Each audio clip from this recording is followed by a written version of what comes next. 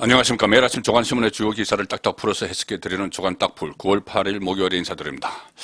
자, 오늘 오전 10시에 국민의힘이 전국위원회를 열었습니다. 그래서 어제 이원청에서 추인을 한 정진석 비대위원장 안건을 통과시켰죠. 자, 정진석 비대위원장 이제 이 비대위원들을 선임을 해서 당초에는 추석 연휴 전에, 그러니까 오늘까지 정식 출범시키기로 했지만 다소 며칠 늦어질 것 같습니다. 어쨌든 연휴가 끝나고 나면은 정진석 비대위가 본격적으로 활동을 시작을 하게 됩니다. 물론 14일에 이준석이 신청한 가처분 신청이 또 심리를 하기 때문에 변수는 있지만 일단은 정진석 비대위가 출범을 합니다. 또 하나 이 관심사항은 원내대표죠.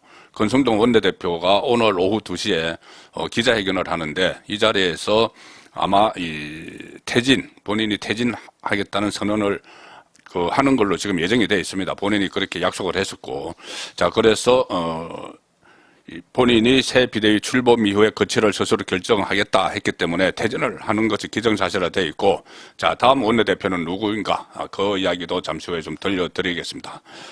그래서 결국 이 비대위 공식 활동은 연휴 이후에 시작을 하게 되는데, 자, 차기 원내대표 하마평에는 지금 4선 윤상현, 김학용, 그리고 3선 김태호, 김상훈, 박대출, 조혜진 여러 후보가 거론이 되는데 윤상현 의원이나 김상훈 의원은 지금 본인은 출마하지 않겠다 이런 뜻을 밝히고 있고 윤상현 의원은 지금 친윤 중에서 새로운 실세 이렇게까지 불리고 있죠. 이준석도 신윤핵관, 핵심 인물 이렇게 이야기한 적이 있습니다. 그런 것들이 아마 부담이 되는 것 같은데, 제가 그제 계속 말씀드린 대로, 주호영, 오선의 주호영, 원내대표 추대론도 여전히 유효합니다.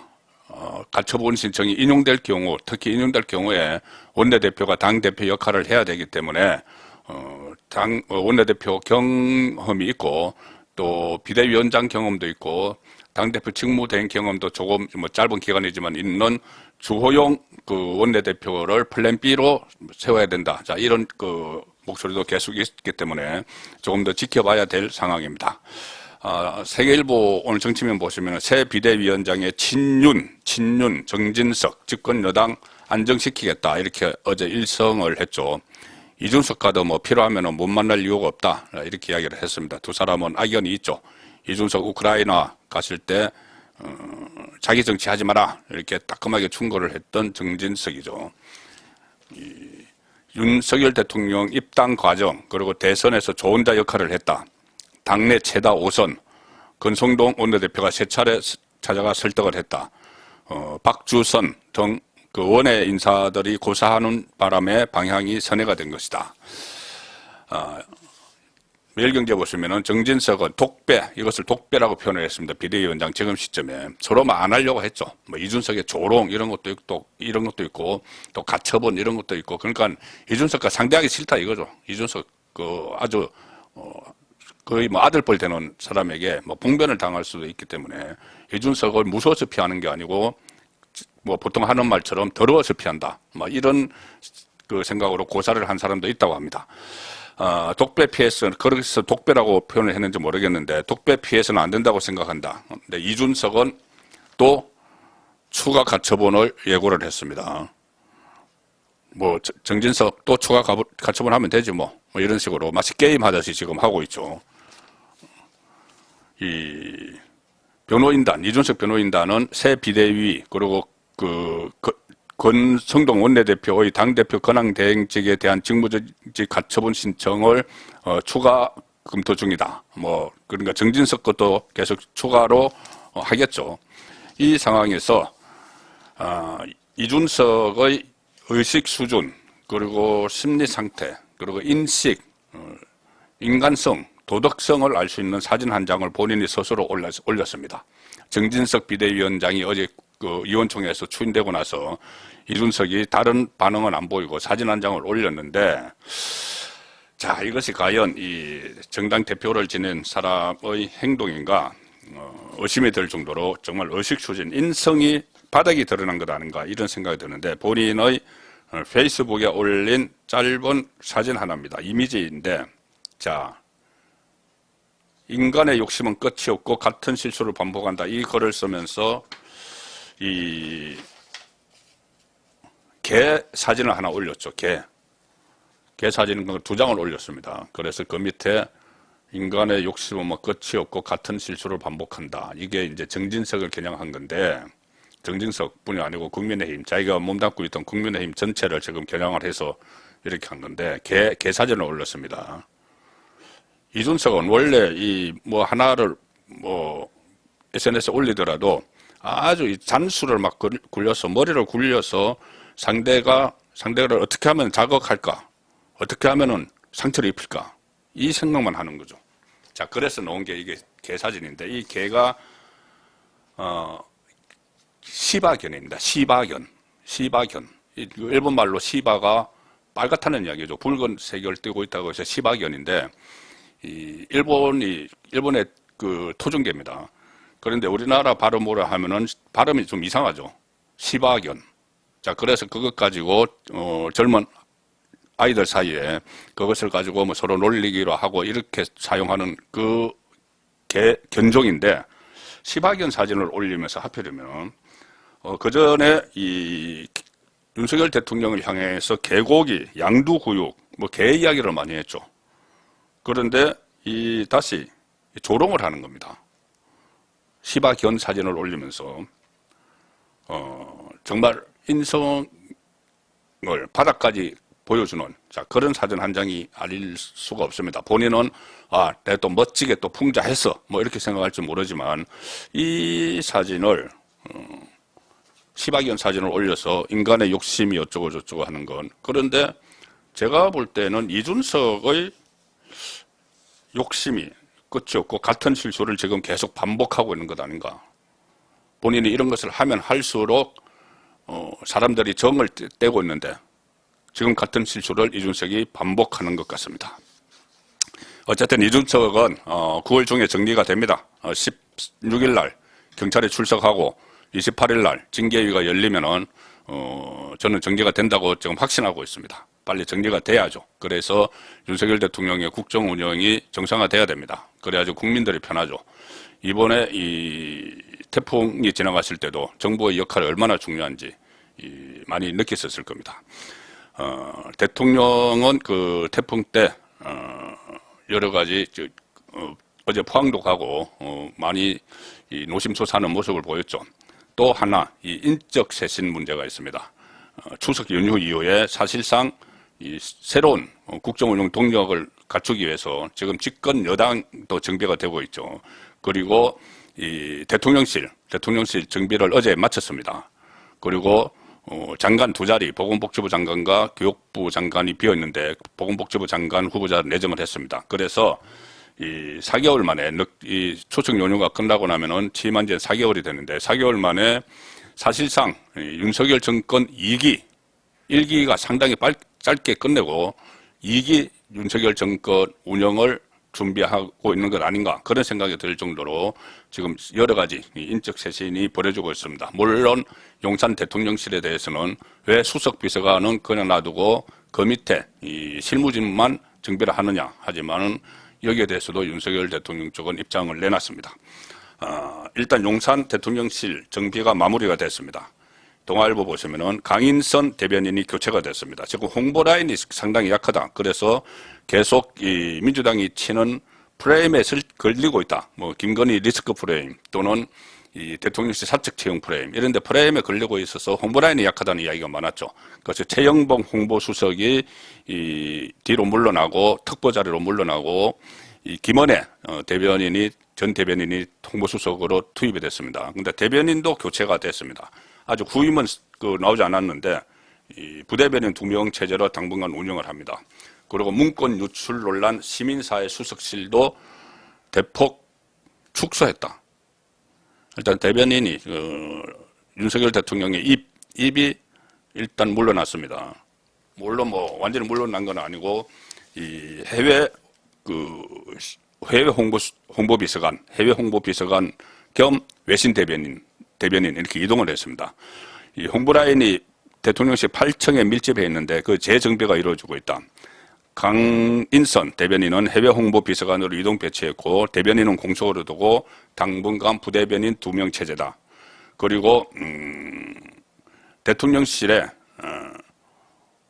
50명 넘게 교체가 됐다. 행정관급, 비서관급 일부. 자, 50명 넘게 교체면은 지금 대통령 비서실의 총 인원이 420명입니다. 420명인데 그 중에서 그러니까 5급까지가 행정관이라고 불렸는데 그 밑에 6급, 7급, 8급, 9급은 행정요원이죠. 지금 행정관급 이상이면은 한 절반 정도로 보면은 한 200명 정도 되죠. 한 200명 정도 되는데 그 중에서 한 또 절반 정도는 그러니까 널공이라고 하는 널상공무원, 정부 부처, 기재부나 아니면 뭐 경찰이나 뭐 군이나 이런 데서 파견된 사람들입니다. 그러니까 그 사람들은 정비 대상이 아니라고 치면은 한 100명 남짓이 남는데 그 중에서 50명 넘게 교체했으면 그 절반을 교체한 겁니다. 절반을. 그리고 또 이 문건 유출 논란 이것은 제가 한번 소개를 드렸는데 윤석열 대통령과 김건희 여사가 나토 순방을 갔을 때 그 대통령실 직원이 아닌 그 인사비서관의 인사기획관의 이원모인가요? 이원모 인사비서관의 부인이 뭐 대동을 했다, 수행을 했다, 뭐 전용기를 탔다 이런 말이 대통령실 안에서 흘러나왔다.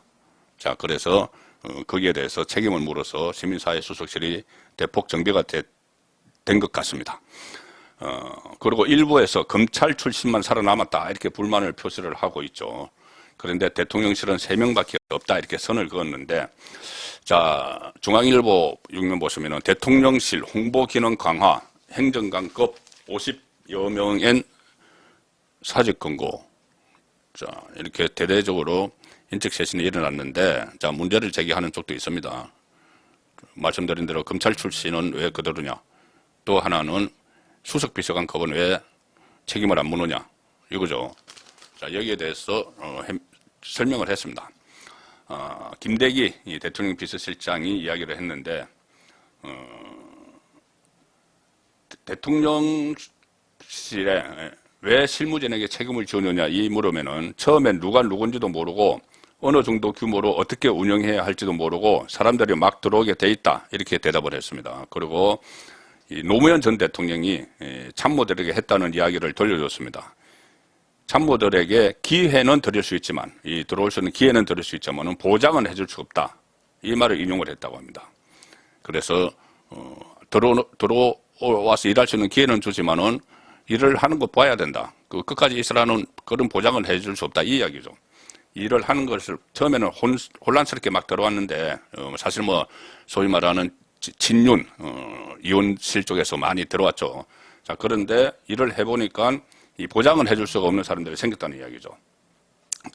그리고 이 검찰 출신이 왜 이렇게 많느냐 이 질문에 대해서는 검찰 라인이라는 얘기를 많이 하는데 사실 대통령실의 검찰 출신은 비서관 3명밖에 없다. 주진우 법률비서관, 이시원 공직기강비서관, 이원모 인사비서관인데 법률과 공직기강은 원래 검사들이 하는 것이기 때문에 인사기획관 1명 정도다. 자, 이렇게 설명을 했습니다. 물론 뭐 이렇게 하지만 대통령실 물갈이에 대한 내부 반발이 좀 확산이 되고 있고 사직 권고를 받고 대통령실을 나오는 사람들은 내가 왜 나가야 되느냐 그리고 퇴출이라는 표현에 대해서 상당히 언짢아하는 그런 분위기가 있죠. 불과 3개월 됐는데 무슨 업무 역량을 평가를 했다고 퇴출이라고 하느냐. 그리고 또 일부는 이런 것도 있답니다. 대통령실에서 근무하다가 나오면은 3년간은 취업 제한 대상자라고 합니다. 취업 제한 대상. 그러니까 유관성이 있는, 연관성이 있는 업종에는 취업을 할 수가 없다는 그거죠. 그래서 아니 3개월 일하고 나왔는데 3년 동안 휴직해야 되느냐 이런 이야기도 나오고 있습니다. 어쨌든 완전히 어떤 자범이 없이 인사 문제를 하는데 인사를 하는데 자범 없이 할 수는 없는 것이죠. 국민일보 보시면은 65일 만에 복지부 장관의 조규홍 1차관 승진 발탁. 자, 그동안 이 외부 인사 2명을 보건복지부 장관에 내정을 했다가 낙마를 했죠. 여러 가지 문제 때문에 낙마를 했기 때문에 이번에는 가장 중요한 것이 인사청문회 통과 통과할 수 있는 사람, 그렇게 되면은 내부 사람, 관료 출신, 기재부 출신으로 보건복지부 차관을 맡았던 조규홍 1차관이 승진해서 발탁이 됐습니다. 자, 윤석열 대통령 조금 전에도 말씀드렸지만 어제 태풍 피해 지역인 포항으로 달려갔습니다. 그리고 그저께는 피해 걱정 때문에 태풍 피해 걱정 때문에 잠을 자지 못했다 이런 이야기도 했었죠. 자, 또 한 사람 잠을 못 잤다는 사람이 나타났습니다. 이재명입니다. 이재명 민주당 대표. 오늘 아침에 뉴스완 새벽에 보낸 기사를 보면 이런 게 있습니다. 자, 이재명 입당 오케이, 탈당 노, 새벽까지 불꽃 트윗을 했다. 오늘 새벽까지. 그래서 금경을 압박하고 세력 확대로 맞불을 놓는 것이다. 이렇게 오늘 그 아침에 새벽에 놓은 기사입니다. 이재명이 잠을 안 자고 어젯밤부터 오늘 새벽까지 트윗을 하면서 지지자들에게 입당을 해달라. 그리고 기존의 당원은 탈당하지 말아달라. 이렇게 했답니다. 잠을 안 자고. 자, 왜 이랬을까요? 일단 7일 밤부터 8일 새벽에 걸쳐서 자신의 트위터를 통해 쉬지 않고 민주당에 입당해달라 이렇게 요청을 했습니다. 그리고 입당 소식, 입당했다 이렇게 알리면 그 사람들에게 잘했다, 감사하다 인사하고 온 가족이 다 해달라, 친구들도 당원 가입 많이 시켜달라. 자, 그리고 복당을 하려면은 지금 기존의 당원들 1년 지나고 심사를 거쳐야 되니까 탈당하지 말라.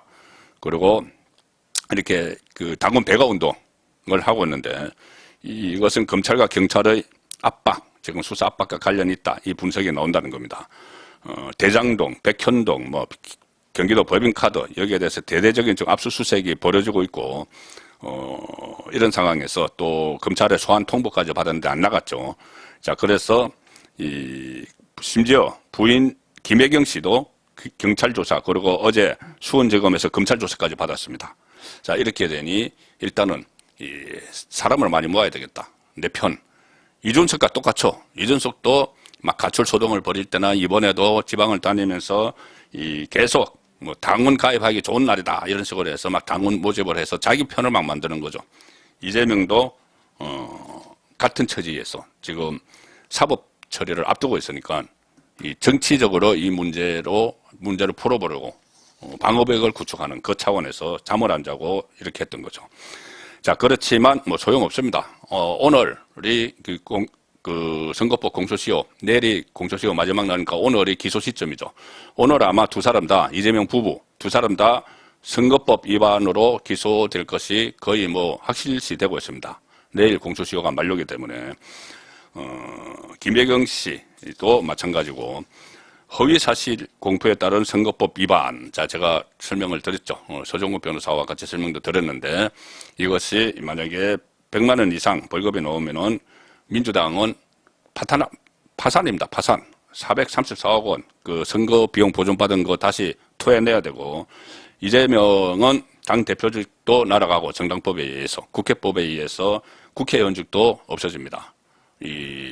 그리고 5년 동안 최소 5년이죠. 100만 원 이상이면은 5년 동안 피선거권이 없어지기 때문에 다음 대통령 선거도 못 나갑니다. 자, 그래서 선거권, 피선거권이 없어지므로 국회의원도 할 수 없고 당대표도 할 수 없게 되는 거죠.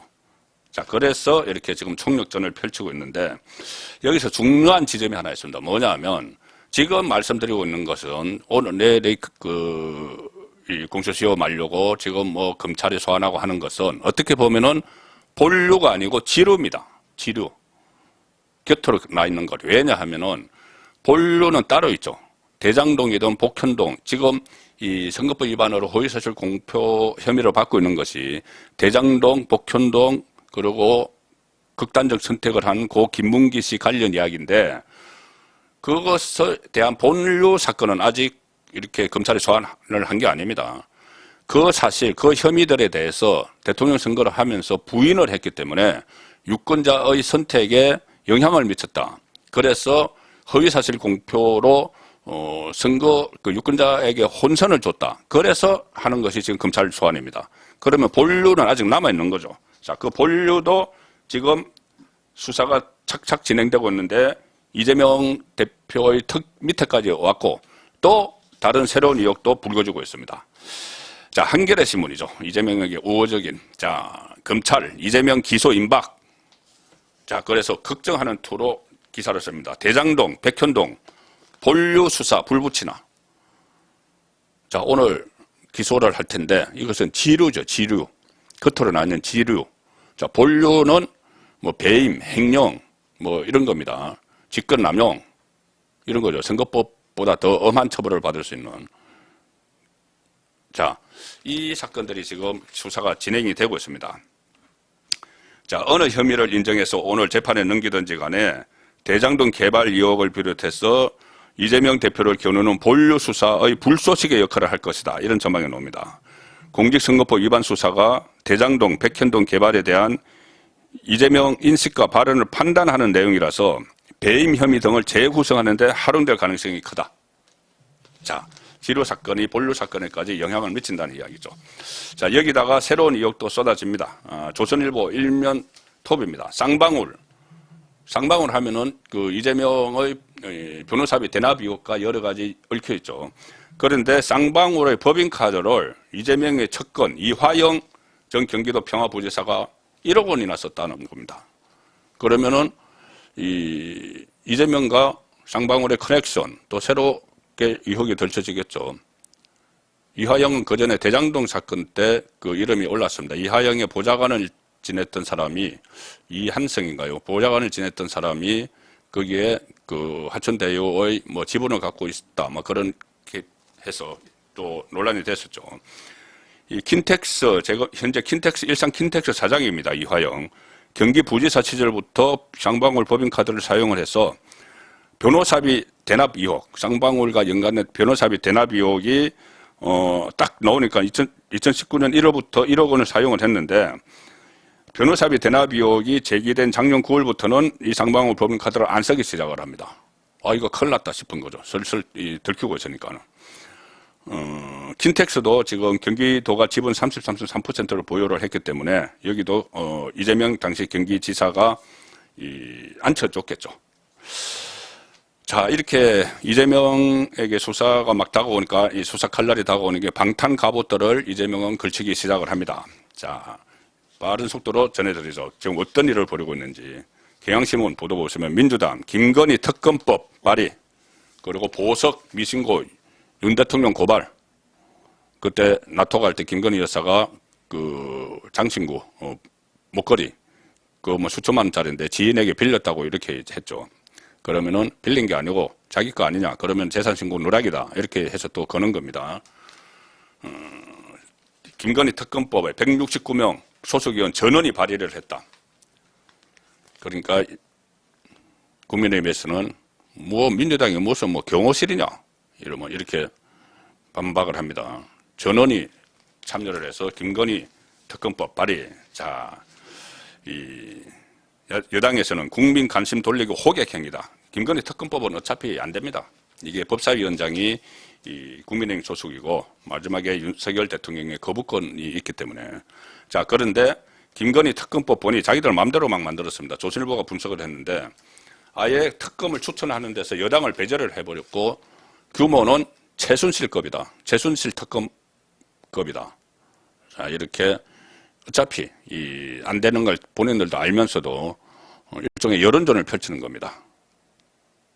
자, 이 상황이 됐기 때문에 민주당 처지가 상당히 딱한데 여기서 한 가지 미치는 생각이 있습니다. 오늘 제가 이것을 정리를 하다가 아니 지금 이렇게 이재명 사수, 이재명 수호에 온 힘을 다 쏟고 다른 일은 다 열일 제쳐놓고 169명 전원이 뭐 특검 발의하고 이렇게 하는데 문재인 전 대통령에 대한 수사가 시작되면 민주당은 과연 어떻게 할 것인가?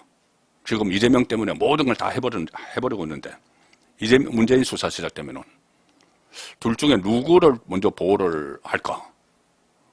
서로 친문과 친명이 우리 쪽 보호해야 돼. 이재명 보호해야 돼. 아니야, 문재인 보호해야 돼. 이렇게 싸울까? 아니면은 흘러간 권력 문재인은 포기할까? 묻었던 생각입니다. 조간 딱 풀이었습니다.